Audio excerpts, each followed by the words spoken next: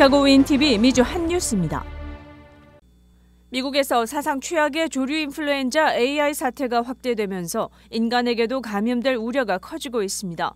이에 조류에 백신을 접종하자는 주장이 나오지만 닭고기 생산업계가 강하게 반발하고 있습니다.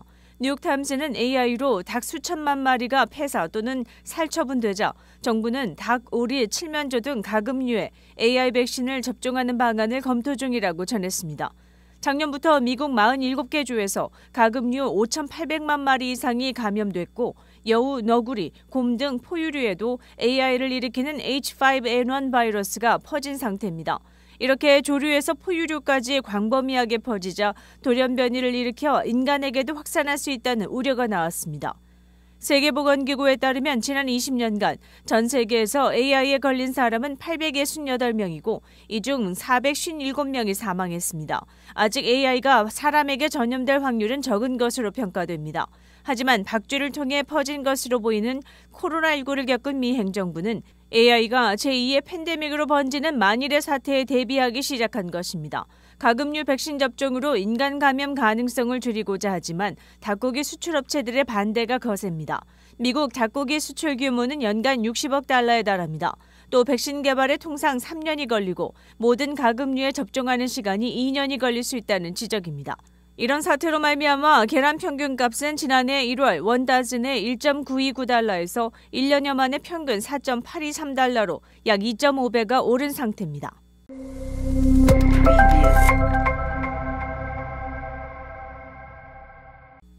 미국의 인기 프로그램 중 하나인 휠 오브 포춘에 출연한 여성이 마지막 단어 하나를 맞추기만 하면 100만 달러의 상금을 탈 수 있는 기회를 실수로 날려버렸습니다. 출연자들은 이 프로그램에서 문장의 빈 자리에 단어를 메꾸어 완전한 문장을 만들면 상금이 늘어갑니다.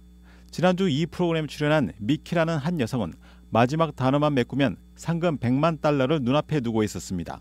여성이 풀 문제의 정답은 A Roaring Fire in the Fireplace였습니다. 이 중 마지막 단어의 place에 알파벳 P와 L과 C가 공란이었으며 이 세 알파벳만 코라면 상금을 탈 수 있었습니다. 그렇지만 출연자 여성인 미키는 무심코 S라고 외쳤습니다.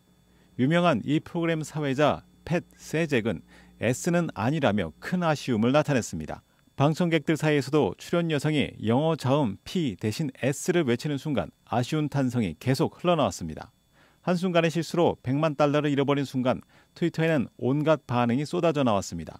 가장 가슴 아픈 알파벳 S, 이 기회를 놓치다니 믿을 수 없다 등의 메시지가 올라오기 시작했습니다. 출연자 미키는 단어 하나 잘못 말하는 실수로 말미암아 인생 역전의 기회를 완전히 잃어버린 것인데 휠 오브 포춘 프로그램 역사상 이번 실수는 가장 최악의 게임으로 기억될 것으로 보입니다. 윈TV 채널 24.5는 안테나를 통한 공중파 방송을 통해 시청할 수 있습니다. 지난 1월 버지니아주의 리치넥 초등학교에서 교사가 6살 학생이 쏜 총격을 받은 사건이 일어났는데 8일 지역 검찰은 그 학생을 기소하지는 않을 것이라고 밝혔습니다. 이름이 밝혀지지 않은 이 학생은 사건 당일 집에 있던 권총을 백팩에 숨겨 등교한 후 초등학교 1학년 교실에서 수업 중이던 교사에게 총을 발사해 부상을 입혔었습니다. 교실에는 당시 20여 명 정도의 학생이 있었으며 에비게일 저워너 교사가 가슴에 총상을 입은 것 외에 다친 학생들은 없었습니다. 교사의 변호사는 아직도 교사의 몸에는 총알이 남아있다고 전했습니다. 경찰에 의하면 문제의 9mm 토러스 권총은 학생의 모친이 합법적으로 구매했습니다. 학생 부모는 아이의 문제점을 알고 교실 내 수업이 진행될 때 학생과 함께 머물며 수업을 지켜봤었다며 하필 사건이 난 날에는 자신들이 교실에 없었다고 인정했습니다. 그리고 그날 자리를 비운 것에 대해 살아가는 내내 후회할 것이라고 밝혔습니다.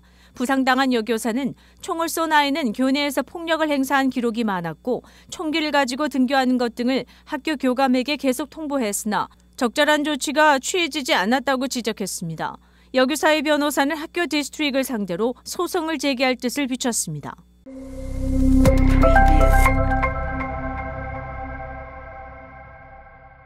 젯블루의 스피릿 항공 인수에 제동이 걸렸습니다. 8일 연방 법무부가 젯블루 항공이 38억 달러의 스피릿 항공을 인수하는 것을 제지하기 위해 소송을 제기한 것입니다. 법무부는 젯블루 항공사의 인수 작업은 항공사 간 자유 경쟁 체제를 해칠 수 있으며 추후 항공요금의 인상을 가져올 우려가 있다고 지적했습니다. 젯블루의 인수가 성공할 경우 미국 4대 항공사인 유나이티드 항공, 아메리칸 항공, 델타 항공, 그리고 사우스웨스트 항공 등과 함께 경쟁할 수 있는 위치에 오를 것으로 보입니다. 현재 항공업계 점유율 5%를 보이는 젯블루는 만약 인수가 성공한다면 점유율이 10% 이상 늘어나 미국 내에서 5번째 항공사가 되기 때문입니다. 연방 법무부 측은 수년간 항공사 간 경쟁 구도가 매우 약화되었다고 지적해온 바 있으며 특히 바이든 행정부는 항공업계의 반독점에 강경한 태도를 견지해오고 있습니다. 한편 젯블루 측은 성명을 통해 스피릿 항공의 인수는 향후 더 저렴한 항공 요금을 소비자에게 제공하고 혜택을 늘려갈 수 있다고 밝혔습니다.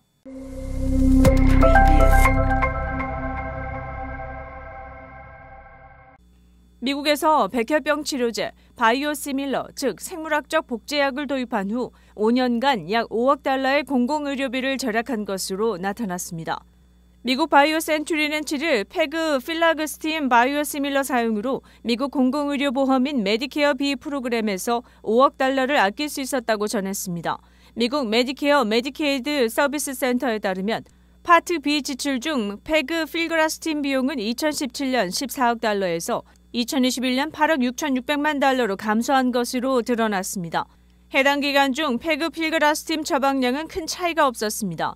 메디케어는 연방정부에서 시행하는 공공의료보험 제도로 A, B, C, D가 있습니다. 메디케어 파트 A는 병원 입원 보험, 파트 B는 의료보험, 파트 C는 A와 B를 결합해 혜택을 추가한 상품이며 파트 D는 처방의약품의 보험 혜택을 제공합니다. 페그필그라스틴은 미국 암젠에서 개발한 백혈병 치료제입니다. 뉴라스타라는 제품명으로 출시됐는데 면역력이 떨어져 감염되는 것을 줄이기 위해 항암 보조 치료제로 쓰입니다.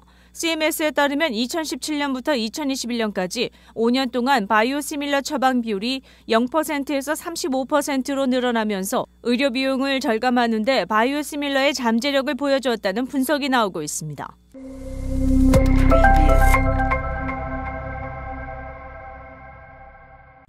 올해 세계 최고 병원 순위에서 세계 1위에서 4위를 모두 미국 병원이 차지해 눈길을 끌었습니다. 뉴스위크가 글로벌 조사기관인 스타티스타와 함께 28개국 8만여 명의 의료 전문가에게 받은 추천과 환자의 만족도 등을 종합해 2023 세계 최고 병원 순위를 공개했습니다. 250개의 병원 중 최고의 병원의 왕자에는 메이오 클리닉, 그 뒤에 클리블랜드 클리닉, 매사추세츠 종합병원, 존스 홉킨스 병원이 4위까지를 차지해 미국 의료계가 강세를 보였습니다. 캐나다 토론토 병원은 5위를 차지했습니다.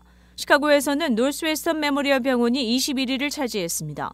병원 순위를 매기는 평가 기준에는 의사와 병원 관계자 그리고 보건 전문가를 대상으로 한 설문조사, 환자의 만족도 조사, 환자 안전과 감염 관리 등 의료 서비스의 질을 수치화한 의료 성과 지표가 포함됐습니다. 한국 내 병원 중에서는 서울 아산병원이 29위를 차지했는데 한국병원 중 5년 연속으로 최고를 인정받았습니다. 아산병원에 이어 삼성 서울병원이 40위, 서울대병원 49위, 세브란스병원 67위, 그리고 서울 성모병원은 91위에 자리매김했습니다. 미 중서부 지역에서는 노스웨스턴 메모리얼 병원에 이어 시카고 소재 마운트 사이나이 병원 23위, 미시간 대학병원 33위, 시카고 대학병원 106위, 위스콘신 대학병원이 110위를 차지했습니다. 시카고 한인동포 일간지 한국일보는 전자신문으로도 배포됩니다. 시카고 한국일보 무료신문은 가까운 한인식당이나 마켓에서 볼 수 있습니다. 뉴스24에서는 여러분의 제보를 기다립니다. 제보 전화 847-290-8282번입니다.